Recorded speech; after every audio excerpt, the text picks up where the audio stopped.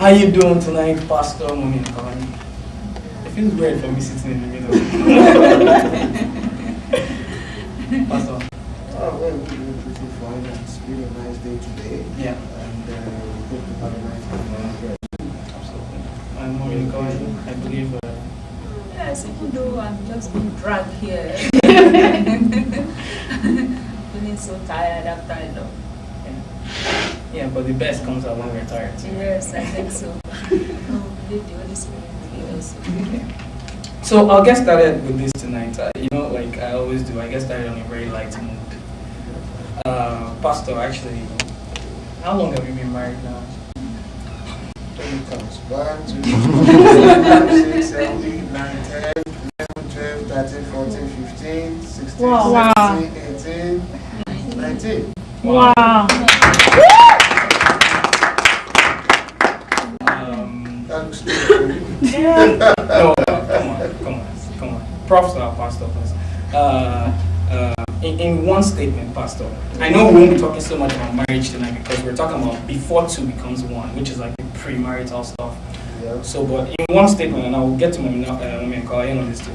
In one statement, can you just describe how your marital life has been? In one statement, I mean, a little nosy here, but a little tip. It's, how do I describe that to you? It's been an up and down, and pretty much a awful, and it's an experience in itself. You can't just summarize everything in one phrase. You need maybe about 500 words to describe. Pastor Mrs. Shimuni angry.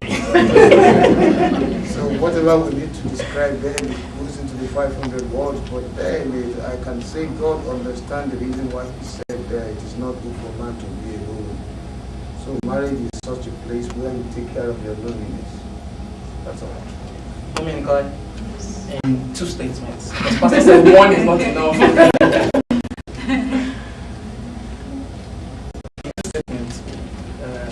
I think Bola will be in a better position to tell you how long I've been married when you know how old Bola is. So I think for 24 years now. How many? 24 years. It has been wonderful, sad sometimes, regret some aspects, but thank God, God has a purpose for everything. Sometimes I wonder if I'm qualified to speak on this topic, but I just think I'm the most qualified to let people know what they are going in for and to make a good decision before they do that. That was well said. So I will be alternating here, and please, if Pastor responds to anything and you feel like you want to contribute, please go ahead. And Pastor, likewise, if Enikanolaye and you want to complement that. So we'll get started this way. And Pastor, what is the biblical premise for marriage? Is it even important? Is it necessary? Like, why marriage in the first place? I guess when we look at the ultimate wisdom of the world and the ultimate wisdom of creation, we wouldn't be able to get an insight into why we have marriage. When God created, He created man alone, and He decided to place him in a garden, and He realized that the man needed fellowship. He decided to create all the animals for him. And He also still realized that look, there is loneliness on the side of the man. He decided that, okay, I don't think it is wise for this man to be alone. So I look at it from the point of view that God wants to take care of loneliness and decided that the female counterpart should come in. And also, maybe a secondary reason is for reproductive purposes to replenish the earth. Let me stop at those 2 points. There might be other points though, but I think those two are the immediate relevance from the scriptural point of view, from the genesis of everything. So, sounds good. I think it sounds good. But when you say loneliness though, what exactly? Somehow, when you hear that word loneliness, it feels wrong to say that somebody is lonely. I mean, there has to be a comprehensive part to it. When you say loneliness, what do you exactly mean? What is God trying to take care of? That loneliness.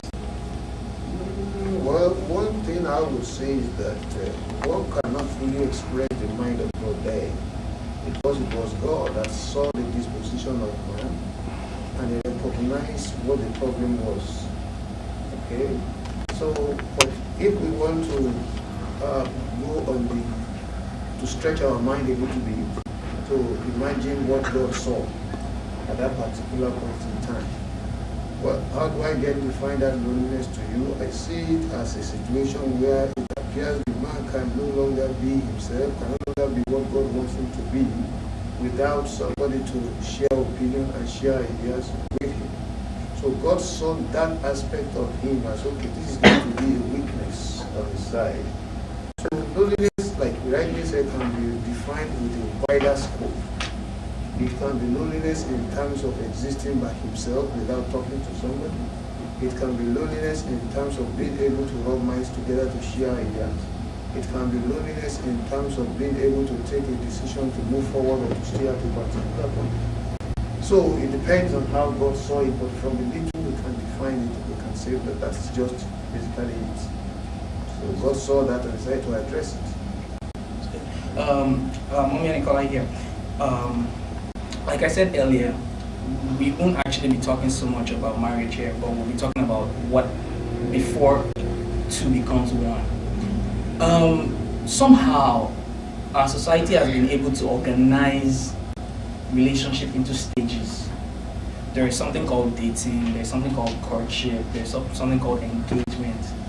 Can you give us a take into what is dating, what is courtship, what is engagement? Why do we need this stuff? Apparently, I was reading the Bible the other day, and Rebecca and Isaac, it was somebody that went to go and pick Rebecca for Isaac. There wasn't like anything like engagement, there wasn't like anything like dating. It was somewhat divine. So why all this dating, courtship, engagement, if you... Yes, I would just add to what the pastor has said about why God created this institution. You know, with God, fellowshipping is very important to him. When you give your life to Christ, the first assignment is that you fellowship with God. So God saw that this man alone needs somebody to fellowship with, needs somebody to share his mind with. That was why God decided to give this, just to add to the loneliness. So these stages of marriage before two becomes one, when you look at it culturally, we have input cultural attitude in all those stages. When we look at the Bible, like the Rebecca you are giving as an example, God, gave an instruction.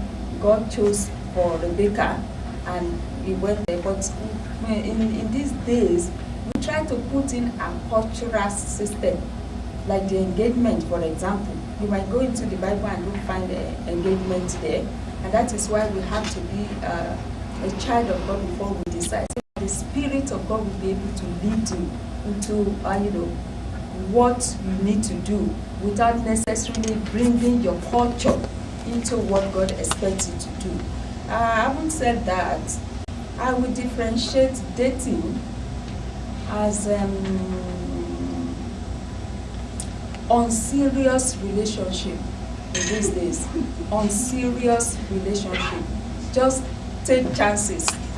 That is the way you this day we try to explain dating. You say, oh, you talk to somebody without any intention, any motive. Let me try her out, something like that. What if you don't have intention, him out? you just or try him out anyway. But when you talk about courtship, you have actually almost making up your mind. There's a purpose. Okay, I like this lady or I like this man. I am likely to be able to marry this person. So you can go along courting. But in dating, there's nothing like that. In engagement, it is the time where the two parents need to know each other. You need to